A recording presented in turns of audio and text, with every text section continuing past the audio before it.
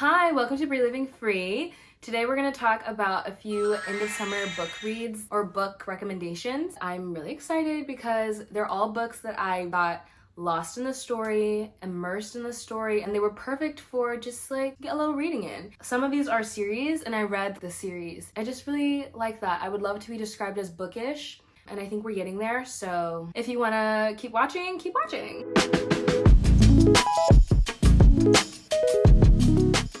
Let us begin. Let's start at the very beginning. A very good place to start. When you read, you begin with ABC.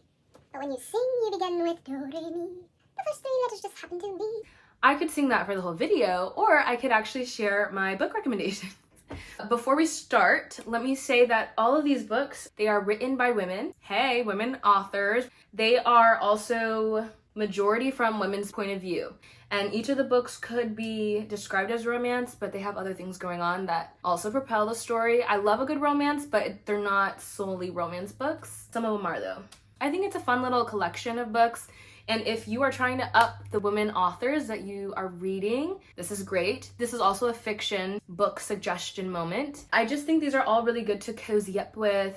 We have just started fall, so congratulations to everyone for making it to fall and enjoying this new season. Okay, pause. Officially, fall doesn't really start until September 20th, 22nd, but it's September. Starbucks has pumpkin spice lattes. It's fall. Or it's end of summer. Whatever you want to call it. We are in a great transition stage, and I think when you're in a good transition stage, it's always nice to crack open a book, do a little reading, and another way to absorb media that's not through technology per se. I love tech. I love TikTok. I love YouTube, you know? I love television and film. And the last thing I will say is that all of these books are by adults for adults, and they cover some intense topics that might be too much for youngins. All right, let's just get into it, right? This is book one. What is it? The Trouble with Hating You. So good. Love the title. Kind of reminds me of 10 Things I Hate About You. Hey. We are supporting here POC authors, women authors, and the characters are POC as well. This is based in Texas, United States. Hate ya, then love ya, hate to love ya. Okay, that's the vibe. It's super cute and it's deep. A lot of people might think that a romance is like super fluffy, and this is fluffy, but it also gets into some like deep things. The main character, Laya, she's kind of not what her parents, she seems to be like disappointing her parents in a way, in different ways. They're like, we just want you to get married. It's very interesting and it's very good.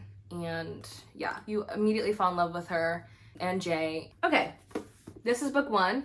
And oh my gosh, of course it's a series. So this is the second book in the series. So these go together. If I were reading for the first time, I would just buy these two at the same time. Because what I did was I read this and then I realized there was a second one and I immediately bought the second one and read the second one immediately after finishing the first. The end of this book is the start of this one. In this book, this is more so two exes and then they end up staying in the same apartment. So that can come with a lot of feelings and a lot of interesting things to work through. This is a really good discussion about cultures, so I would get both. This is book rec number one, these two. I can't suggest this book without suggesting all three. You have heard of them, without a doubt. Can you guess? Can you guess? The Brown Sisters series, okay, here we go. Bam, bam, bam.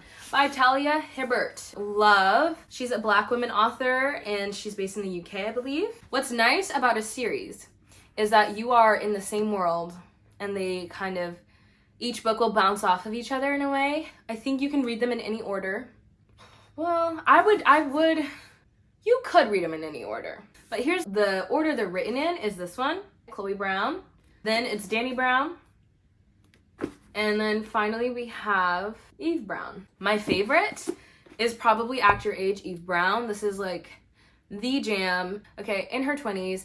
And Eve is looking at what to do next with life. What career do I do? How do I start to become independent financially and in other ways too? This is a really good discussion on finding out what you like for you and not necessarily doing what other people expect for you. While I was reading it, it was a daily read. I didn't leave either any of these books feeling weighed down or like sad. These are really cute. This next book, I did cry after reading it. I might have cried while reading it. One of those books that just make you think about a lot of things Think about youth, coming of age, maturing, experiencing life.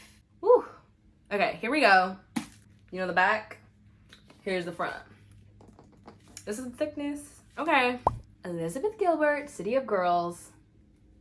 Took me a long time to read, and I think part of that is because it covers such an expansive time, going through like decades. Like, you experience this character for a while, and it's so amazing. 1940, New York City, the theater scene. That's a very interesting, vibrant, diverse time. A lot's going on. And it's 1940, so America is about to enter World War II. I love how Gilbert describes her characters. You really understand who a character is, even if they're not a main character. And there's a scandal, so there's mess, like messy mess. There is like learning from mess. This really describes friendship and love and like self-love, love with partners. Like, it just describes that really well. So, and like not love, like it just describes a lot. And I thought it was really, really well put together. Felt very mature carrying this thick book. I really enjoyed it.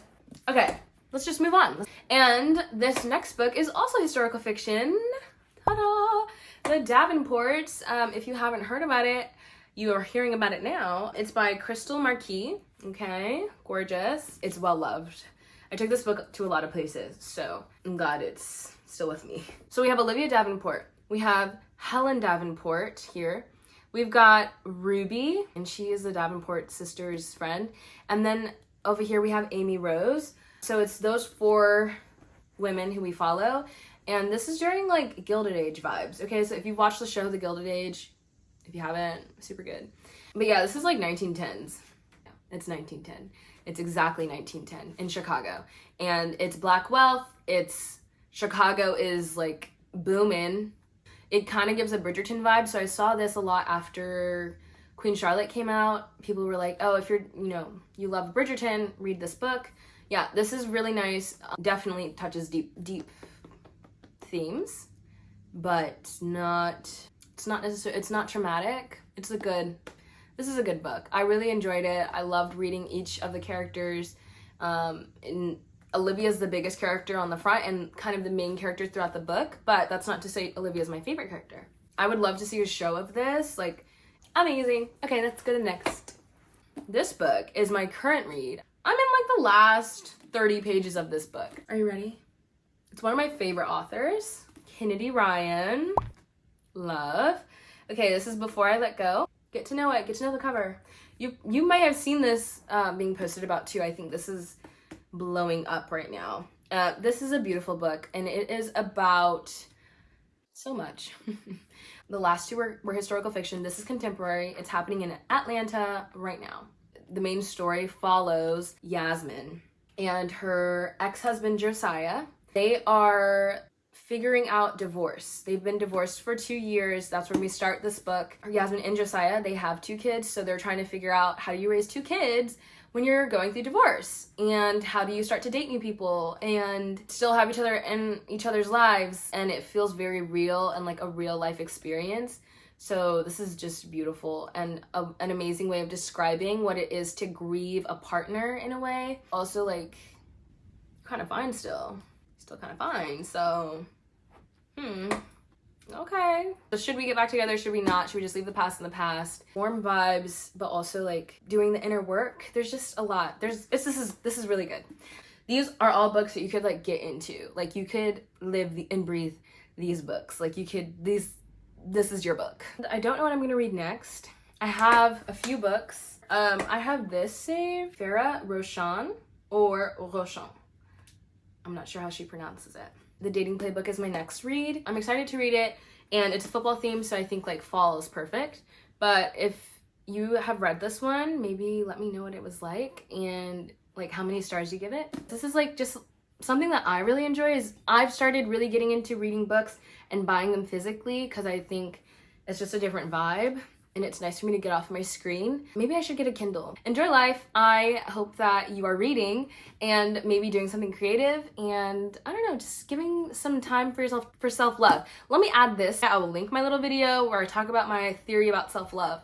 If self-love is a plant that you plant within yourself, The books that I'm recommending would be giving it light because they're very positive and inspirational. It makes you think a little bit and it's fun. I hope you had fun watching this video. These are just a few little fun books I liked. Thank you for watching. Bye, talk to you later. Another time!